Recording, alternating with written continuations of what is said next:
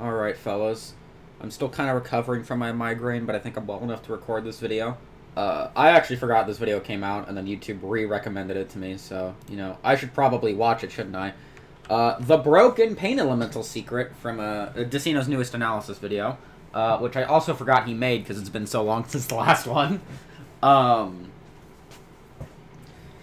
I am pretty certain this is talking about the secret from Industrial Zone, but it's also a secret in some Master level. I'm not sure which one. And technically also and Hell Followed, but there's no Pain Elementals in Doom 1, so that doesn't count. But anyway, Decino has given me consent to make this video. If you've not seen the original, please turn this off now and go to his channel and give him your first and also your second and third views, and come back and we're going to watch this together. So the Broken Pain Elemental Secret, take it away, Mr. Cino.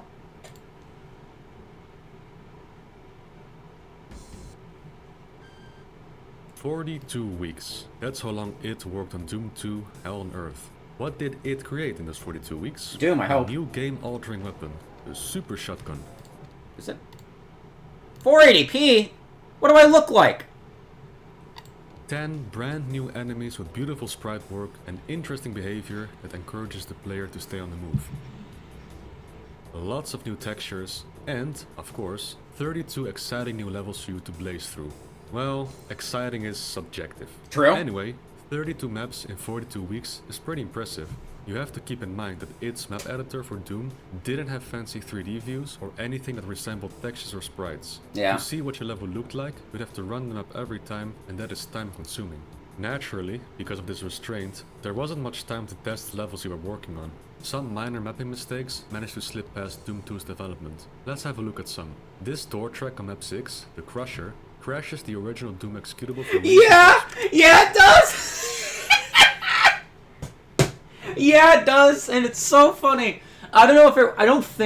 I think I remember trying this on the Xbox Live Arcade version, and I can't remember if it does or not. But I vaguely remember trying it. But that is hilarious, and I would love to know why, Decino. This door track on map 6, the Crusher, crashes the original Doom executable for reasons I'll explain in a future analysis video.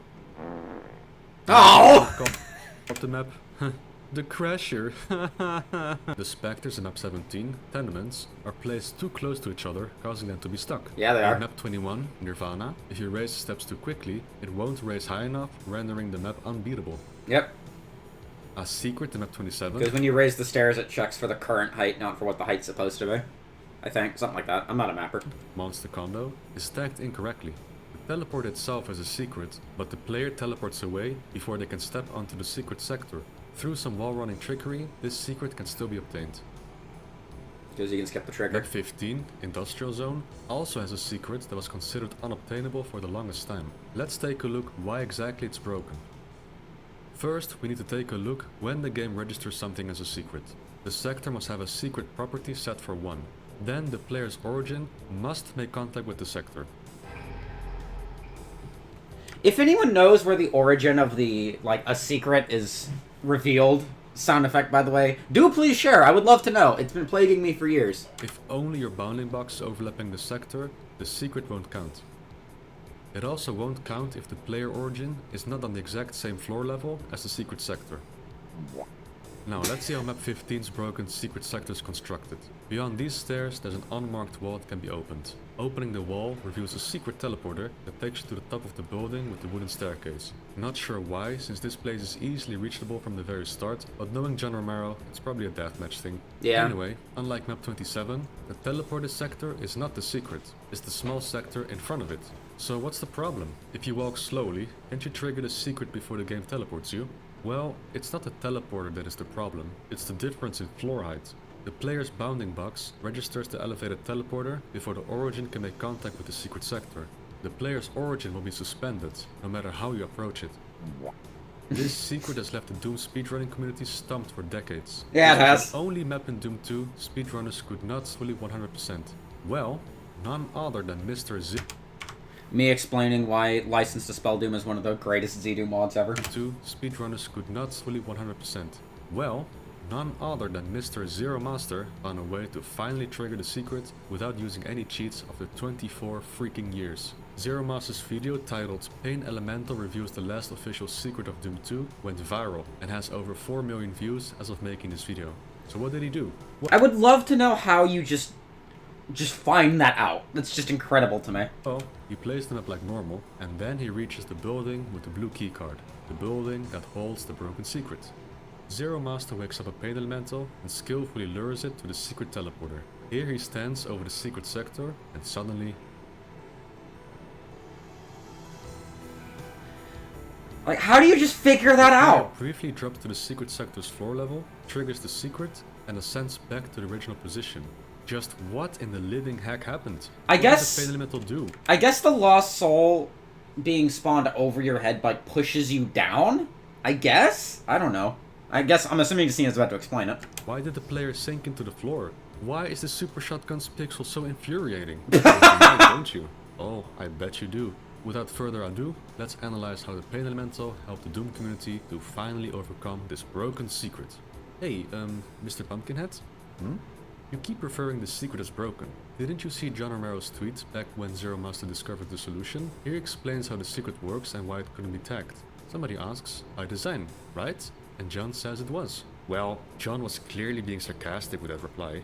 You don't know that. John could have been playing 4D chess with the Doom community for all this time. My ass! Do you really think that John, in that limited time Doom 2's development had, knew about this super obscure mechanic involving a pain elemental and used it for a secret that does absolutely nothing? Why not? He programmed the game after all. Right. Well, there's only one way to settle this. To John at Romero. Oh, alright. Subject, industrial zones, pain elemental secrets. Hi, John Romero. Map 15's teleporter secrets. Mistake or by design? Send. And John's reply, yes, it was a mapping mistake, smiley face. We didn't have quality assurance at its software back then. Just us coders, artists, and... It was like 6 people, right? Mystery Like the solved. main It was a designers. mistake. The end. See you next time. Yay! So to help figuring out what the hell is going on with the pain elemental and the secret sector, we need to know which map elements are required. Obviously, we need 2 sectors. The secret one is 16 by 64 units, and the teleporter sector is 64 by 64 units, and placed 16 units higher than the secret one. They must be surrounded by 3 walls and have 1 opening. Alright, looks good. We also need a pain elemental. Let's place one here. We start the map, and stand here and wait for the pain elemental to spawn lost souls inside the player. Yeah, I guess it's gotta be above them, because Okay, it's... happening, but the secret is not getting triggered. What else are we missing? Oh, right, the wall mustn't be open from the beginning. It needs to be a door. So let's add a door here, and try again. No, I think it's Lost Soul's gotta be above. Or I'm wrong. Alright, never mind. So the door is a requirement too. Interestingly, the door must be moving. If the door reaches the top, then the secret cannot be triggered. Oh. The door moves up or down. Oh. Okay, we've got a good setup for this now. It's time to debug this and go How do you just figure this out? through the code. Zero Master! Mr. Pumpkinhead? Up. Am I missing something? No, it's about your shirt this time. I really like it. Where'd you get it? Well, from the Decino merch store, of course. You've got a merch store? Oh, wait! Yes. Simply go to merch.decino.nl or use YouTube's built-in store tab to take a look. Remember No Chance and the infamous Imp Cliff? Of course you do. Of course I do, actually. Freaking funny. You can now wear that in original art form and show it off to the world. Or get a sticker and slap that on your laptop. Or perhaps you prefer something more simple, like... Oh. Oh, that hoodie. Oh, that's good. Oh, that's crispy. Oh, and it's in green! It's in green! ARCH. Arch. You know, like air. What a slick design. You can order t-shirts, sweatshirts, tank tops, you name it. For the entirety of September 2023. Well, I live in Yeehaw, Texas, so I won't be purchasing a hoodie, because I'll use it for, 2 weeks out of the year. But man, am I going to grab one of those shirts in green. Thank you! Promo code decino666 for a 6.66% discount. Epic! Thanks, Pumpkin Man. Yes, thank you too. Right, so first we need to understand how the engine processes everything that is happening in the level. The Doom engine constantly runs something that is called the Doom loop. In this loop, the game processes everything sequentially, reading player input, running the game logic, playing sounds and rendering the graphics. OG Doom does all of this 35 times per second. For the paint elemental secret, which is still astounding to me that it does that quickly. We're only interested in G-Ticker, which processes all the gameplay related stuff. Inside G-Ticker, we can find more functions to run depending on the game state. The game state we need to look at is GS level, which tells the engine the player is currently in game and not in an intermission screen or something. Here we can find even more tickers. A ticker for status bar stuff, one for the auto map, one for the messages that appear at the top. Only P-Ticker is relevant for the paint elemental secret, as that one handles all the gameplay stuff. Okay. Alright, P-Ticker is where it gets more interesting. Update the player's position and actions based on the user input in the Doom loop. Run and process all thinkers in this level. A thinker is anything in the level that can think for itself. Things like monsters will process their next state and actions per tick, but the map itself can also think. Doors, crushers, lifts, blinking lights, these all utilize thinkers too. For example, doors use a thinker to determine how many units to go up in the current game tick, and also that it must wait 4 seconds before lowering again. We are narrowing down the functions that will cause the paint elemental secret. P-player think and P-run thinkers. Let's take a look at P-run thinkers. It basically goes through all active thinkers in the level. For instance, in this tick, the door's thinker will move its sector ceiling up by 2 units. Then it goes to the next thinker in the list, which is for the paint elemental. This one will move the paint elemental by 8 units. Oh my god, it should not have made me laugh, but it did. Paint elemental. This one will move the paint elemental by 8 units. Once all thinkers have been processed, the engine advances to the next tick and does the same thing again. Raise the door sector by 2 units, move the paint elemental by 8 units, and also advance to the next sprite frame if needed. We're mostly interested in the door. Then that must be why whenever you put lots of monsters in a map that it will lag, because it has to process all of that, like, so quickly. Like nuts, for example, but that might be for other reasons. Thinker, since this one is clearly required for the paint elemental secret to work. First, let's have a look what happens under normal circumstances when there's no lost soul occupying the player's space. Every time the door thinks, it checks its surroundings for map objects. Why does it do this? In case there's something underneath the door when it slams shut. Does it use the block map for this too? Reverse direction when a living entity is blocking the door, or will crush stuff like items dropped by enemies and turn corpses into crushed piles of meat. The door scans for nearby map objects. Map objects near the door will run the p-check position function.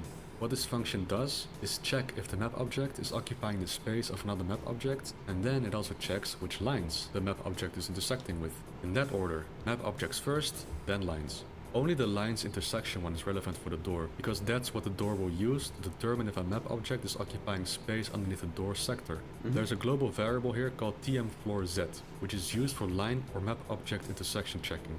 The default value of tmFloorZ is the floor level of the sector the map object's origin is in. Then the value gets adjusted depending how the map object's bounding box overlaps other sectors. For example, it is used to determine if the player's bounding box is making contact with a sector of a different floor height. If that's the case, then the player's Z value will be updated to the calculated tmFloorZ one. So that all works as it should, but things change when the lost soul is occupying the same space as the player. Let's have a look. The sector scans for map objects and calls p-check position for each map object. First it checks if another map object is occupying this space. Oh, this time it does. That means the code stops here and never checks if bounding boxes overlap lines or not. That means Z's value is never updated, which means the player's Z value will be set to the sector's floor height where the origin is, rather than the bounding box. Then, the next... Yeah, wait, hold on. Show that again. Hold on, let me look the part. Yeah, okay. Okay. If the door is shutting and something interact... Okay, I get it. I get it. That means... I can't explain it back, but I get it. tmFloorZ's value is never updated, which means the player's Z value will be set to the sector's floor height where the origin is, rather than the bounding box. Then, the next tick calls pPlayer Think, which handles player thinking, including code which checks what the player is standing on. Well, with the newly set Z value, that means the player is technically making contact with the secret sector. So, trigger the secret. This isn't only limited to players, by the way. Other solid map objects are also affected by this feature. Here you can see an Arachnotron with its origin hovering over the sector below.